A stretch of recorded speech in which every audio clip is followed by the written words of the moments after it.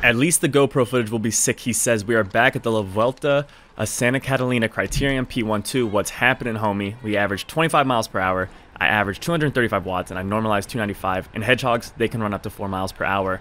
Now, you might be thinking to yourself, what the hell? It's February. Why is this guy racing? Why is it sunny? Why is everyone in short sleeves? It's because me and a friend of mine, we went down to Tucson for like a month-long training camp, found an Airbnb, something real sick. Did some local races. Everyone's hitters down here. Everyone's fit.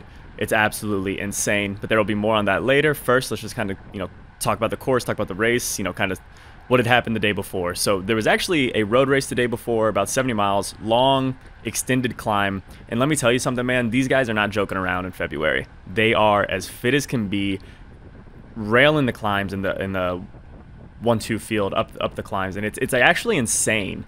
The power that some of these guys are doing in February. I understand their season's a little bit shorter, but overall it's crazy. But enough about the road race. We're here for the crit. As you can see, it's kind of like a pentagon looking crit, about 5 sides, 5 corners. And the course really wasn't like that dynamic. Mostly the reason I struggled on it, I would say, is just I just wasn't used to cornering at speed. And that's 100% it. I think I maybe have ridden outside before this maybe 5 times, genuinely 5 times in the past 2 months, just due to weather up in Missouri, where I'm from. It's normally not very good in the winter. And the main thing is, like, some of these corners are fast. You can see we're going 37. This is kind of the downhill section to this left-hander. It felt like there was sand in the corner, but there wasn't. It just looks like it.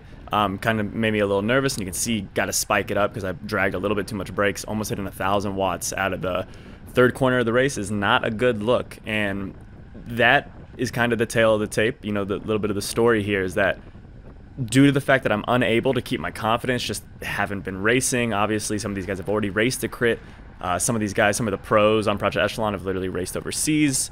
And so it's a level of like, I'm just not ready. And I think this crit showed that. And really, the main thing is I can't do 600 watts for a minute and then proceed to do 400 watts for the next minute up this course, and we'll actually see that play out a lot. A little bit more about the course dynamics. It's the uphill here that kills you, but then you make this left-hand corner, and it's just still uphill. It doesn't stop. You would think it would stop, and that's kind of where it gets you, is that you still have to push. I'm doing 300 watts. I'm in the draft. 400 watts. We're only going 20 miles an hour, so you can tell it's fairly steep, and it's just tough when you've done nothing but tempo workouts for 2-3 months and endurance miles, and suddenly you ask your body, hey, I'm gonna need you to go above threshold, and that's kind of where I struggle at the most. And we jump ahead here, and the main thing I would say, let me just be very clear, is it is not my fitness right now that got me dropped from this. It was a very, very hard race. Full stop. Guys on the front were pushing. What got me dropped from this race was my positioning. 100%, it is the main reason I got dropped. I'm too far back. I'm behind a guy who just let the wheel open up maybe 4 or 5 bike lengths. I have to do a little 500 watt surge to close that down. And now I'm with the pack, and you can see it's spreading out. So there is some pack dynamics at play here where I'm just not in the right spot. Obviously being a little nervous, that plays into it. But primarily, it's my positioning that kills me. Maybe if I can do 500 watts instead of 600 out of that bottom corner up the hill, maybe I make it on and stay attached. To be fair to myself, they were drilling it. First guys just hit the corner. 1 Mississippi, 2 Mississippi, 3 Mississippi, 4 Mississippi, 5 Mississippi. I'm full 5 seconds back. We jump ahead. And what do I decide to do? I decide to let a 10 bike length gap open up. I have to spike it to almost 1,000 watts for no reason. This is a masterclass in what not to do in a crit race, but it is the first race of the season. I'm being very generous with myself. Now, maybe if there was a little bit of help in terms of like guys not falling off the back and kind of letting those gaps open up, maybe I make it on, but that's not even an excuse. I should just be in the right position. The main thing I want to point out is how every single time up this hill, I'm having to do over 400 watts sustained for a long time to just maintain contact with the pack. I'm not even gaining contact, right? And what I should have done here, pack is getting wide. I need to be putting in a big dig, go up the left-hand side and just grit my teeth and survive.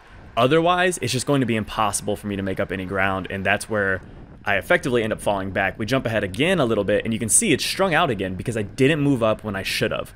And that's the main problem is positioning. And I'm like that, a little nervous through that corner, let a massive gap open. Guy behind me is probably pissed. He's like, why won't this guy just corner? Trust me, I was thinking the same thing. Going to a little bit of an arrow tuck, you get to see my stem. I know, very, very invigorating content. But one thing I did know is that in these next 2 corners, the pack would slow up a bit. And I actually do a better job here of holding my speed, still braking a little too much. But I do close down the gap a tiny amount, not a ton. I think maybe it's on the next clip that I actually do a better job. But you can actually see it here where it'll fan out. And so I stopped pedaling pretty early. You know, that's like a full 10 seconds early. It's a little bit of recovery. And had I done this more effectively, if I had taken these corners with confidence, you don't end up getting dropped. And that's kind of the main takeaway here. And we jump ahead, same lap, about a fifth of a lap, and you can see I'm still doing 500 watts to just hang on, and it's again and again and again I'm having to do 600, 500, 400 watts for 2-ish minutes to just stay with the pack, and I am just not capable of doing that. Here, again, you can see the pack widens out a bit, not as much this time. I stay off the brakes a little bit more, and I can take the corner and kind of float into the wheel a little bit better than I had been before. And that's kind of the thing is, as I was improving in the course and kind of starting to take corners with more confidence, I was starting to get more tired. I can only do so many spikes this high in February. Now, if I was in my last year's July fitness, maybe I'd hang on. Again, we jump ahead of about that quarter lap, and again, it's 400 watts, and you might be thinking, man, how many more laps can I do this? Trust me, not many more, maybe 1 or 2. But the one thing I do want to point out is that the race had actually gotten more and more strung out. We got more guys falling off the back. It's not just me, I promise. You know how originally, maybe a few minutes ago, it was 5 seconds, right? 5 seconds through that corner was me to the first rider. Here, we can actually see that gap is increased much more. You can see riders starting to let open gaps in front of them, and here you can see 1 Mississippi, 2 Mississippi, 3 Mississippi, 4 Mississippi, 5 Mississippi, 6 Mississippi. So it's 1 second longer, yes, and it's on the downhill, but the problem is now that it's full strung out, you know, no one's letting off the gas. And so before we had some times where it would fan out a little bit. That's not happening here. We jump ahead, and you can see it is still fully strung out, even up the climb. I'm doing 600 watts to just barely hang on. And I look around, and you can see in the shadows up ahead, the guy in front of me is starting to lose the wheel a little bit. And this is kind of where it starts to break down when you're at the back of a pack at a very difficult course like this, is eventually someone's going to break the rope, snap the rope, and if you're behind them and you're on the verge of dying as well, you're never going to make it back on. Luckily, I make it back on. 3 or 4 guys on the left and then on the right, all peeling off the back because, again, this race has been stupid tough. And somehow, I survive one last lap. But this is, in fact, the last lap that I survive. We hit the corner that we all know and love at the end of this video, considering you've seen me take it maybe 6-7 times. And again, 600 watts. Story has not changed. But this time, something does change. It's my heart rate. It's through the damn roof. I am struggling. Something fierce here. Guy on the right pulls off. Maybe a mechanical, not sure. But after this, I will no longer see the pack. You can see in front of me, there's a probably 3 or 4 second, or I'm sorry, 1 or 2 second gap between me and the actual pack. I'm doing everything that I can, and it's just not enough. Positioning is kind of what killed me here, but also, you know, 50 more watts would have helped quite a bit. Take a drink of water, because I think I'm actually about to make it back, and then I don't. But hey, that's racing. It's the first race of the season. Have some Voss stage racing that's coming up. Really, really excited. So, hey, if you liked it, please like, please subscribe, and deuces. I'll catch you in the next one.